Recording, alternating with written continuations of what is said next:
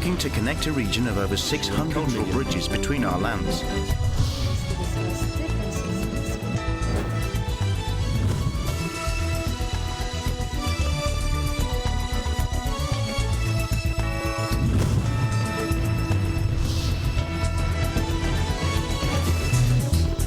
Good evening, I'm Alma Angeles, and you're watching ASEAN in Focus on tonight's headlines. The Code of Conduct would essentially President Marcos said he would urge his fellow Southeast Asian leaders to find a way to ensure the immediate issuance of a new code of conduct in the South China Sea.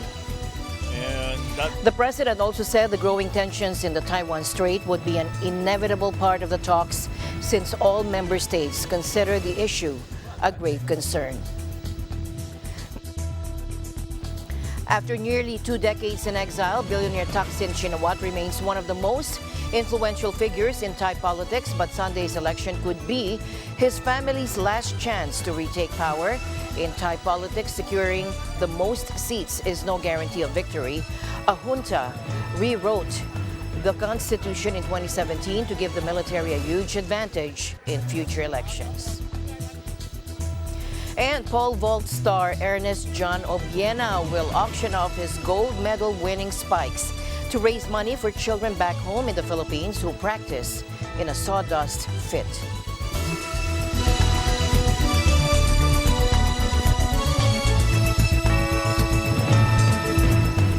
First in our news, President Marcos said he would urge his fellow Southeast Asian leaders to find a way to ensure the immediate issuance of a new code of conduct in the South China Sea. On the eve of his participation on the 42nd Association of Southeast Asian Nations, or ASEAN Summit, and related summits in Indonesia, the president hoped that the regional bloc would be able to address the issues hindering the conclusion of negotiations for the COC in the South China Sea. The Code of Conduct would essentially be a multilateral arrangement, multilateral, I suppose you could call it a treaty, between ASEAN and China. And that's what the declaration that went before was, but now we need a new one.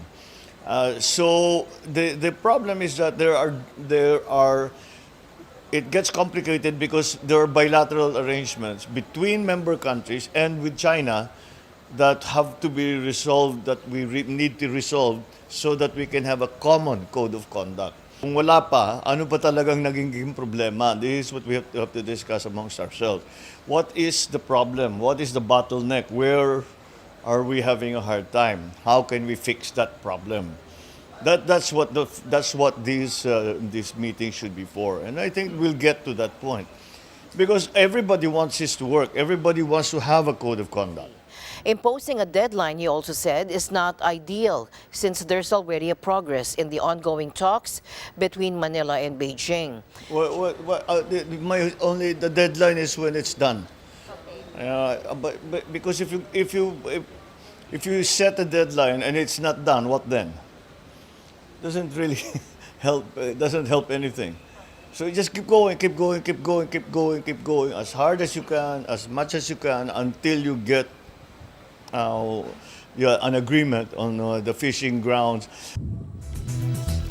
Meanwhile, President Marcos also said the growing tensions in the Taiwan Strait would be an inevitable part of the talks, since all member states consider the issue a grave concern. Well, parang inevitable unavoidable yung subject matter na yun. Dahil pare-pareho na mga membro ng ASEAN, siyempre it is a grave concern to all the member states of ASEAN. So it's considering that we also agree on the concept of ASEAN centrality when it comes to regional concerns. Since many changes have already occurred, the president said there's also a need to calibrate measures to address the crisis. Many changes have occurred, and that's why we have to calibrate whatever it is that we are planning to do. So yes, there's no way around it. That will inevitably be a part of the conversation that we'll be having tomorrow and the day after. Meanwhile, Southeast Asian nations said they are deeply concerned about the violence ravaging Myanmar, and they condemned a recent attack on a convoy of diplomats delivering humanitarian aid in the country.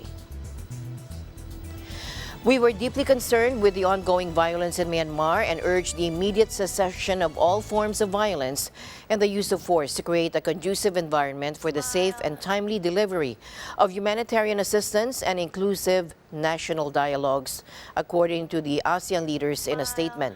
The junta has ignored international criticism and they've refused to engage with its opponents, which include ousted lawmakers, anti-coup People's Defense Forces, and armed ethnic minority groups. Pressure on the regional bloc increased on Sunday after a convoy of vehicles carrying diplomats and officials coordinating ASEAN humanitarian relief in Myanmar came under fire.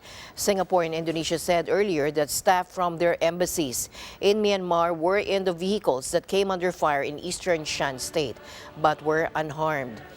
Addressing the summit on Wednesday, Indonesian President Joko Widodo said he was confident the 10-member bloc could deal with growing global challenges if its members were united. Saat ini ekonomi global belum sepenuhnya pulih. Rivalitas semakin tajam. Dinamika dunia semakin tidak terprediksi. Dan yang menjadi pertanyaan, apakah ASEAN hanya akan menjadi penonton? Apakah ASEAN hanya akan diam? Serta apakah ASEAN mampu menjadi motor perdamaian dan pertumbuhan? Saya yakin kita semuanya percaya ASEAN bisa, asalkan satu kuncinya, persatuan. Dengan persatuan, ASEAN akan mampu menjadi pemain sentral dalam membawa perdamaian dan pertumbuhan. After nearly 2 decades in exile, billionaire Thaksin Shinawatra remains one of the most influential figures in Thai politics. But Sunday's election could be his family's last chance to retake power. The clan's party Pheu Thai, fronted by his daughter Paeteng Tarn, is leading in the polls thanks in large part to its deep reservoir of support among the rural poor, its long-standing anti-military credentials, and tactic of deploying a family member as a figurehead. But in Thai politics, securing the most seats is no guarantee of victory. A junta rewrote the constitution in 2017 to give the military a huge advantage in future elections. And Thaksin has had to watch from afar as other parties with more radical pro-democracy platforms have eaten into Pheu Thai's support. Now, Mr. Thaksin tweeted Tuesday that he had plans to return to Thailand by his July 26th birthday, saying he's ready to face justice in numerous corruption cases against him. But rather than the courts or military, an analyst said the skyrocketing popularity of the Progressive Move Forward Party, which has gained support from the youth who led pro-democracy protests 3 years ago, posed the bigger, longer-term challenge. มันเป็นการเลือกตั้งสำหรับผมมองว่านี่คือการเดิมพันครั้งสุดท้ายของคุณทักษิณและคนในตระกูลชินวัตรที่ระดมทรัพยากรทางการเมืองมาใช้ในการเลือกตั้งรอบนี้นะครับคือถ้าไม่แลนด์สไลด์หรือไม่สามารถเป็นที่หนึ่งในการจัดตั้งรัฐบาลได้เนี่ยผมคิดว่าด้วยวัยปีนี้คุณทักษิณวัย74 ปีนะครับความอยากหรือการจะกลับมาในประเทศไทยก็คงจะมืดมนคงจะยากนะครับแล้วขณะเดียวกันเนี่ยสำนึกคนชุดใหม่เนี่ยเกิดการเลือกแบบstrategic voter หมายถึงว่าการเลือกทางยุทธศาสตร์หมายความว่าคนก็เลือกพรรคการเมืองเพื่อเป็นแกนนำจัดตั้งรัฐบาลแม้ว่าอุดมการณ์ทางการเมืองเราจะชอบพรรคการเมืองนี้แต่ขนาดพรรคการเมืองที่ตัวเองเนี่ยยังคิดว่ายังใหญ่ไม่พอเนี่ยก็อาจจะเลือกพรรคการเมืองที่มีโอกาสจัดตั้งรัฐบาลใหญ่กว่าเช่น Leading the polls is the Pheu Thai party fronted by 36-year-old Paeteng Tarn Shinawatra, youngest daughter of the former PM Thaksin, who was ousted in a 2006 coup. The junta's scripted constitution, however, gives the Senate handpicked by the military a major say in choosing the prime minister, potentially blocking Pheu Thai's route to power. Paeteng Tarn has urged voters to deliver a landslide win to prevent the military-appointed Senate blocking the party's route to the top job. ดังนั้นมันจึงเป็นการเดิมพันที่สูงมากเพราะว่าถ้าพรรคเพื่อไทยไม่ได้เป็นรัฐบาลรอบนี้เนี่ยก็จะยิ่งยากกับการจะกลับเข้ามาเป็นรัฐบาลในอนาคตยิ่งถ้าถูกยุบแล้วก็มีลักษณะว่าไม่ไปที่พรรคเดียวกันทั้งหมดและเป็นการแตกทัพ Former Army Chief Prayut seized power in a 2014 coup, ousting Paitangtorn's aunt Yingluck before becoming prime minister at the head of a complex multi-party coalition following a controversial 2019 election. The Philippines and the United States deployed fighter jets for combat training at Clark Air Base. This is to improve the coordination of the Allies' air forces. The exercise, dubbed COPE Thunder, is a revival of the air combat training between the Treaty Allies 3 decades ago, which involves hundreds of their airmen. Yes, that's right. So we really need to train with our allies because we have, shared interests, shared security concerns in the region, and so we really need to partner with our defense partners during training to ensure the interoperability between our forces. Okay, without doing these kinds of exercise, we are very limited to training against our own aircraft. So basically, ang nasi-simulate lang po natin na threats are it's either 2v1, isang threat lang po yung papasok sa ating territory. But with this kind of exercises, we can simulate multiple threats and we can react as a coalition. COPE Thunder used to be an annual event at the Clark Air Base since the mid-1970s. But after the volcanic eruption of Mount Pinatubo devastated the airbase in 1991, the exercise was halted. Shortly after, the U.S. closed the base.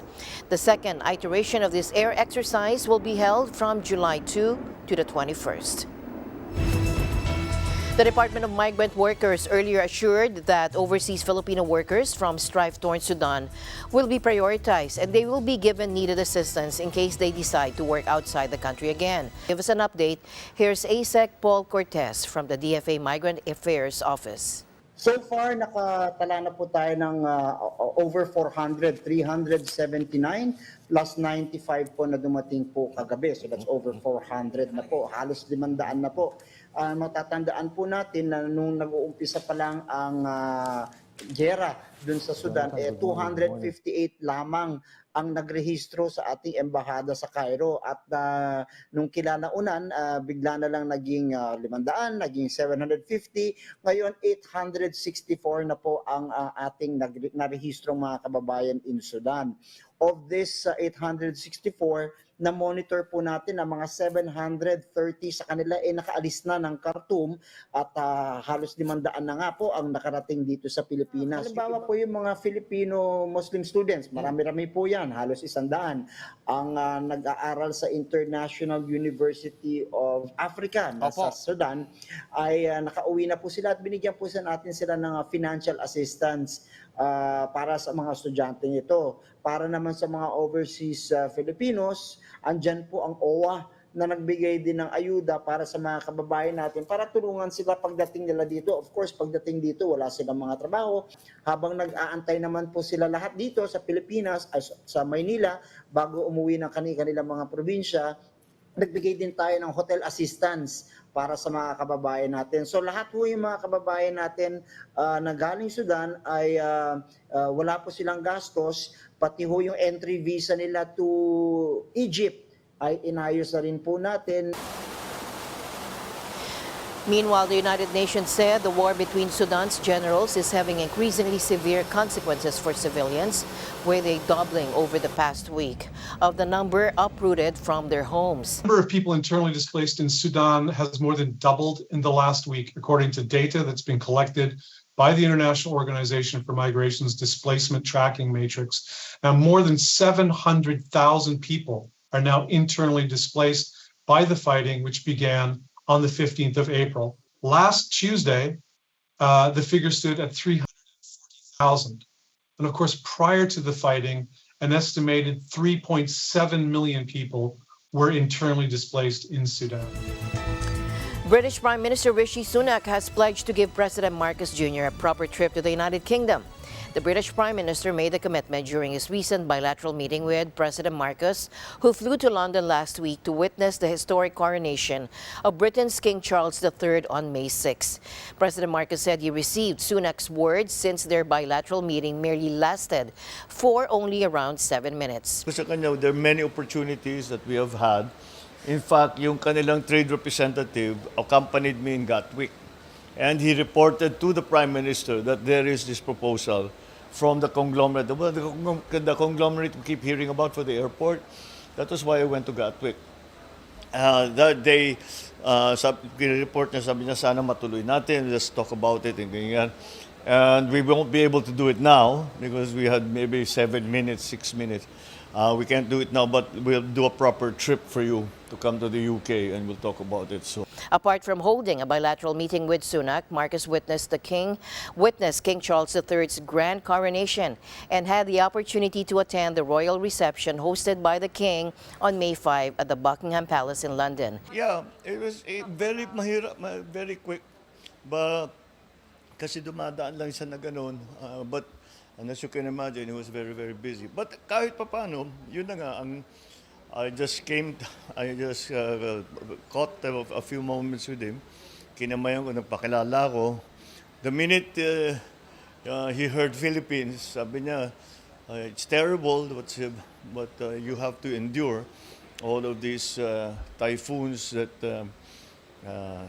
climate change has brought. And sinabi ko nga sa kanya, yes, Your Majesty, you've actually been warning us about this for a very long time.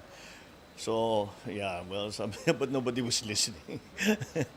And then I said that I did not have the chance to come at the funeral of Queen Elizabeth. But please know that I wanted to extend, late as it is, my condolences. It was a great loss to all of us. Even Filipinos who are not British, came to love the Queen, especially those of us who spent time in England. And he thanked me for that. And I told him, I then went and said, my mother, when she found out, my mother Imelda, pag Imelda, nakilala na niya. My mother Imelda, when she knew that I was coming, wanted to send you her best wishes and congratulations for your coronation. And he said, how is she? Kasi mga foreign, siyang laging representative ng Reyna. Mami ko naman ang representative ng father ko. So lagi silang nakikita ko saan. And he said, well, give her my warmest felicitations. We had so much fun together. And finally in our news, pole vault star Ernest John Obiena will auction off his golden medal winning spikes to raise money for children back home in the Philippines who practice in a sawdust pit. World ranked number 3, Obiena took his 3rd consecutive gold at the Southeast Asian Games in Phnom Penh on Monday. Clearing 5.65 meters, he broke his own games record. Afterwards, the Paris Olympics-bound 27-year-old told reporters he had seen a video of a child pole vaulter in the Philippines using sawdust to land in. He said anyone who's listening, it's up for grabs, brandishing the pink and orange sports shoes. All money, all proceeds will go to buying a new pole vault pit or a second-hand pole vault pit. If we can't get actual size, then we'll get something, just not sawdust. The shoes could well increase in value over the next year or so, with Obiena in strong contention for a podium finish in Paris in 2024. As my usual habit, I'd like to end the day on a positive note. Let's encourage and build each other up so that no one is left behind. And that's it for tonight's broadcast. I'm Alma Angela. Stay in the news because we live in extraordinary times. Good night.